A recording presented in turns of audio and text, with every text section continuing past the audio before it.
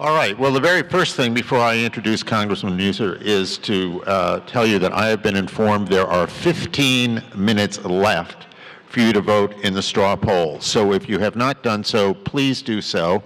And as soon as I introduce him, I will be over there in the corner voting. So please, please join me. Our next speaker is, of course, our one of our favorite congressmen, Congressman Dan Meuser.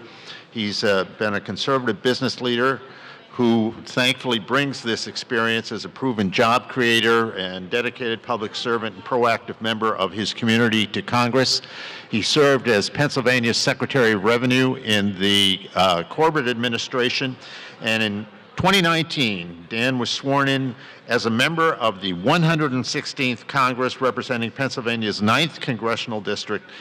In the 116th Congress, he serves on the House Budget, Veterans Affairs, and Education and Labor Committees and lives in good old Luzerne County.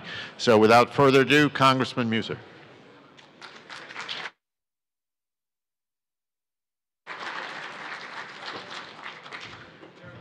All right, this is a nice view. How's everybody doing this morning? I want to thank Jeffrey Lord. He's quite a legend here in Pennsylvania and nationwide. I think we certainly owe some thanks as well to Loman Henry. Loman's been putting this together for quite a while, and just a staunch voice of conservatism for Pennsylvania. That always helps. That helps us win over those who might have any doubts. And it's nice of us to keep in mind Fred Anton. I'm glad he was mentioned earlier. And of course, the first Fred Anton Award was offered earlier to John Gizzi, which is a very worthy recipient. So that's great. I fortunately, as I was telling my friend David Taylor a little earlier, Fred, for no particular reason, about 8 or 9, 10, 12 years ago, whatever it's been at this point, I don't know if he took me under his wing, but he was very kind to me for no good reason. And it was something that I certainly never forgot. And as tough a guy he was just a wonderfully kind person that had a lot to do with us all being here today. So, hey, I don't know if you heard the news since the morning papers, but I think you all know that Joe Biden's over in Cornwall, England today, not Cornwall, Lebanon County, which I'm very fond of. So he's over in England. And there was a little bit of a matter that came up. Apparently, Joe Biden once again plagiarized a speech, and even the media picked it up, and it got creating quite a controversy. And his staff came to him and said, "Mr. Biden, you plagiarized a speech. What are we going to do about it?" And Joe Biden's answer was, "We've nothing to fear but fear itself." All right, I appreciate the laughter. Good. So, like you, I love my country, and I love Pennsylvania.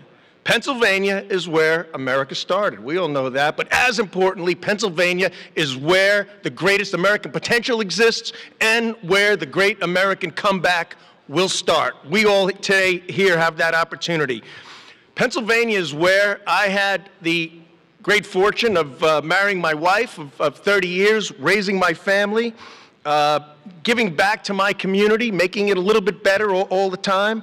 I had the opportunity to help start and grow a small business into a large business up in Luzerne County. Makes wonderful products that we now ship worldwide. Here in Pennsylvania, I got to serve as the Secretary of Department of Revenue for 4 years. I see one of my former partner, my Deputy Secretary, Tom Armstrong, who wasn't just a deputy, was my partner in a lot of great things that we did, and we truly did at Department of Revenue. Our goal was to transform Department of Revenue into a taxpayer advocacy organization as opposed to a collection organization, and really treat taxpayers like customers and drive faith in people. We said to our 2,000 employees, but by the time we left, it was 1,850, and our services went up. But we wanted people to have faith in their government, that we actually cared about them. I also got to serve after that on the Pennsylvania State System of Higher Education Board of Governors, which was a good experience and important. And now I have the honor of serving Pennsylvania's 9th District in the U.S. House of Representatives, and I feel all of Pennsylvania we have the opportunity to represent. But, you know, as much as I love America and love Pennsylvania, like you, I don't necessarily like what's going on right now. I don't like much of what I'm seeing. Here in Pennsylvania, we have a governor that's authoritarian in his style of governing, right? He views himself not as a public servant, but as a public ruler. And we see that far too often. He makes decisions in isolation. That's how you make mistakes. And he seems never to be in doubt, but never right. And the idea of following the Andrew Cuomos of the world, as opposed to following the will of the people, really doesn't make sense to any of us, and the results speak for themselves. And frankly, the only science that they seem to follow is the political science that they probably wrote down themselves. But those are some generalities, right? I mean, the idea that we lived with the random closures of businesses based upon some new definition of life-sustaining, the tragedy that occurred throughout our nursing homes, right? The withholding of funds, which broke, by the way, state and federal laws of one of my counties, by the way, Lebanon County. Federal funds were withheld from Lebanon County. You know why? Because people like Russ Diamond and Representative Frank Ryan and others were standing up for the small businesses that they were closing. So, yes, thank you. And they won in court, by the way. It was a company by the name of Taste of Sicily. Make sure you stop there. It's some of the best Italian food in Pennsylvania. Also, the testing that took place. I won't get into the details here, but I know as a fact that the level of COVID testing rollout that took place, there was nearly $300 million withheld. And how this came to my attention was I had some friends, and not just friends, it was multiple times. People would go and try to get a test here in Pennsylvania. It would take 4, 5, 6 days just to get the test. And this was late in the game. And then to get the lab results took another 4, 5, 6 days. What good was the test in the first place? They had to quarantine for 12 days. Outrageous handling. And then, of course, we had riots. We had riots in Philadelphia, we had riots in Pittsburgh. We had very unpeaceful protests throughout my district, maybe not violent, but unpeaceful. And I got to tell you, folks, I was in the Capitol on January 6th, and it was not a good day, right? There were a number of people there that were there to do nothing but create mayhem. But I'm going to tell you this, it was not a good day at all for those owners of businesses on Walnut Street throughout Philadelphia and in Pittsburgh when they got their stores destroyed, and I mean every one of them along Walnut Street. I went down and looked at it. And they had to stand there in fear for their lives as that was happening. And guess who had to clean it up? They did. When we had the issue at the Capitol, we all went back to our offices like prima donnas. The maintenance came in and cleaned everything up. So it was much more of a horror for those on Walnut Street in Philadelphia than it was at the Capitol. And I saw it firsthand, so I can tell you that. And where were they during all this? Where were they? They were marching with those who caused this mayhem a couple of days later. And when I say they, I mean much of the liberal left. I mean the governor's office, and I also mean our current Attorney General, Josh Shapiro. You know, where was Josh when all this was going on? And that's a question that we're going to be asking over the next couple of years as he seeks higher office. He's not going to be rewarded for his lack of leadership. And how about this election that we just dealt with? All right, we just had Seth Grove. I think he's laid out a great bill for what we got to fight for. But we dealt with an election where it's not arguable the level of inappropriate and irregular and unlawful and unconstitutional actions that took place by our Secretary of State, condoned by the governor's office, and not a word, once again, by the Attorney General. We're trying to resolve some of this, unfortunately, in future terms, but we can't allow these sort of things to happen again. Election integrity is as important as access to voting, and we must assure that it's one citizen, one registered voter, one vote. And we should never push back from that or be worried about that. So And you know what? On the federal level, unfortunately, it's really no better. I mean, we've got a presidential administration. We've got the left wing of the Democrat Party. That left wing is flying the whole bird at this point, right? That their goal, sum up their goal. Their goal is to deconstruct America into a big government, socialist, one-party state. That's their goal. They're focused on not growing our economy, but growing what they view as their family business, which is government. They are making us less competitive all along the way, not just against all other nations across the world, but particularly China, who is a serious adversarial threat to us on many fronts. They have absolutely no regard for the dignity of private sector work, or any work for that matter, for a job. A job is about a career. A job is about not just opportunity and potential, but it's where the American dream comes from.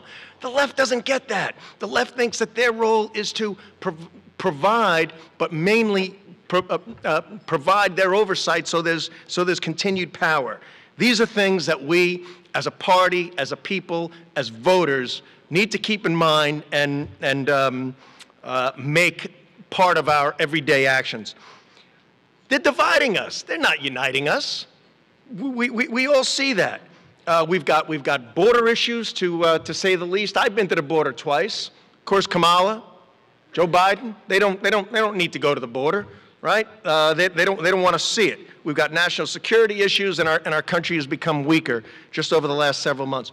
There's also something known as H.R. 1, now becoming S1, right, which is a federal attempt to take over the elections, to remove all authority from the state legislators, where, according to Article 1, Section 4 of the U.S. Constitution, that's where election laws and times and dates and manners come from. Yet Nancy Pelosi and others think it's a wonderful idea that they can gain control of it. We have to weigh in, because the people still run this country, on assuring that that does not occur. Within the Biden administration, within the Democrats in the Senate, within Bob Casey, within anyone who is going to try to make it out to be something that it's not. Because that's what liberalism is, right? It's a constant attempt to make something out to be what it is not. How else can you sell garbage other than making it out to be something that it is not? So, what do we do about it, right? What do we do about it? Well, you know, I feel there is something in all of us. I think there is something in all Americans that's been passed down from generation to generation, and that is very simply, when we get knocked down, we get up.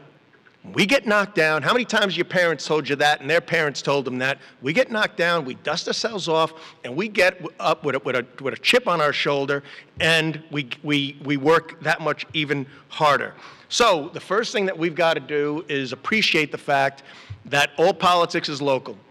We have got to, everyone here is a participant in this. You are all connectors. You all are here because you are influencers in your community, in your county, throughout Pennsylvania. We've got to do everything we can to get all our local Republicans elected on the school boards, on the township supervisors, everybody local, your row officers as well. Second thing we have to do this year is we've got some great judge candidates. I think everybody's getting to know them well. We got Stacy, who's I think here. I think she's sitting outside at the GOP. There's Stacy. You're the best. We've got Megan. I think Megan's here. Megan Sullivan. We've got Drew Crompton, and of course Kevin Brobson that we heard last night. We can make the difference right here and in a few other groups. We can make the difference to put them in as judges. We all know how important the judges are at this point. Going into next year, right? First thing that we need to be focused on, in my view, is winning back the U.S. House of Representatives, right? We are 5 seats away from holding the majority. 5 seats away from holding the majority. We win those seats, we take that gavel from Nancy Pelosi, and we take it forever. Nancy Pelosi will be gone. We'll be waving goodbye to Nancy Pelosi. We need to win this Senate seat. We know how important that is. Now, on the governor's seat. Wow, I went through my time pretty quick. With the right governor, Pennsylvania can be the next Texas. Now, what we have to do is, though, we have to model ourselves after the top 10 states, not the bottom 10 states, as this governor tends to do. We have got to focus on the private sector.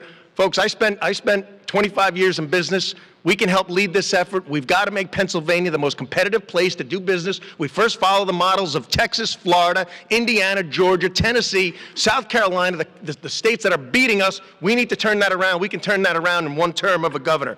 We need a governor who will work with the agencies, manage the agencies. So our agencies, all under the governor's purview, work for the people, not against. Right? The winning states do this. The losing states don't. We're presently in the losing category. We did it at the Department of Revenue. Every agency can actually work for you. The great states do it.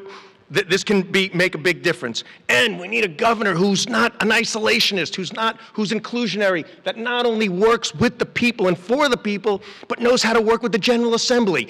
Lay out a grand vision for Pennsylvania, lay out the plan, execute that plan aggressively, and deliver for you, and make us simply proud to be Pennsylvanians, so we know and are proud that we are part of the great Commonwealth of Pennsylvania.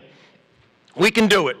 Now, in the words of someone who we miss, we do things right, we can start winning. We're going to win so much, you're going to get sick of winning. Remember that saying?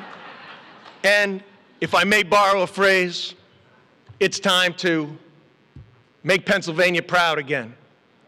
Make Pennsylvania prosperous again. Right? Make Pennsylvania win again. And you know the last one. Let's make Pennsylvania great again. Thank you.